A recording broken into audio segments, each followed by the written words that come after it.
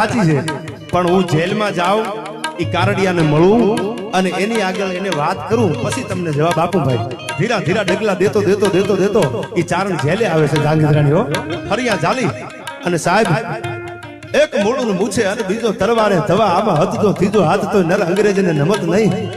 આ મૂછની માથે હાથ રહી ગયો અને એ આવીને વાત કરી, કારડિયા સાહેબ જીભાન દઈને આવ્યો છું હો, જોજે. કે પણ કવિરાજ વાત તો કરો કે ધાંગધ્રા દરબારને જીભાન આપી છે કે તમારી જેલમાં એક મરદ માણસ છે કર્મી કારડિયો અને ઈ તમે બોલો ઈ કરી દે તો જ, આ બાકી ના. કે ગાડામાં મેખું ધરબેલા કડા છે અને જમણા હાથેથી એક એક હાથેથી કડાને ઉંબાળવાના છે, કાઢી નાખવાના છે.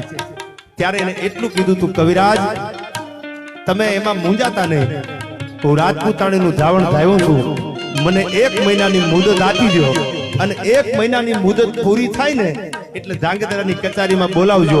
જો મારાથી કડું નહીં નીકળે તો તમારી તલવારને મારું માથું, એમાં બીજી વાત ન હોય, મારા જીવતરમાં ધૂળ પડી હોય. અને સાહેબ મહિનો પૂરો થયો અને અકડાઠેઠ કચેરી ભરાણી ધાંગધ્રા ઝાલા દરબારનું રાજ અને ગાડું મૂકવામાં આવ્યું કચેરીમાં. અને કરશન કારડિયા નામનું મરદા મરદ માણસ સડાવ સડાવ સડાવ સડાવ એ સડમ જેલમાંથી હાલ્યો આવે ભાઈઓ. આ ગાડું અકડાઠેઠ કચેરી ભરાણેલી હો. આ મરદનું પાણી જોવાનું હતું ભાઈ, કાંડામાં બળ કેટલું છે. સાહેબ 2 હાથે ખેંચવાની વાત તો એક બાજુ રહી, પણ ભવાનીનું નામ લઈને આમ કડાને હાથ મૂકી અને કીધું તું, માં આજ જો મારું પાણી જાય ને તો મારા જીવતરમાં ધૂળ પડી હોય. સાહેબ માખણમાંથી મવાળો કાઢીને કડા મંડાણો કાઢવા હો. અને આ બાજુથી ભલકારા નીકળવા મંડાણા. વાહ કારડિયા, વાહ કારડિયા, વાહ કારડિયા થવા મંડાણું ભાઈ.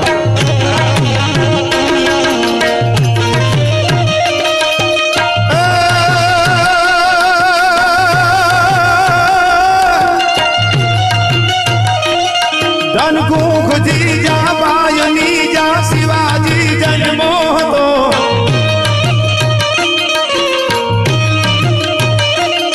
તલવાર કેરી ધાર પર હિન્દુ ધર્મ રાખ્યો હતો. સાહેબ શિવાજી જેવા મરદા મરદ પુરુષો નો જન્મ હોત ને તો પાકિસ્તાનની ખવરું દાઢીઓ આ આટા મારતી હોય ભાઈ. ધનકુખજી જામાયની જા શિવાજી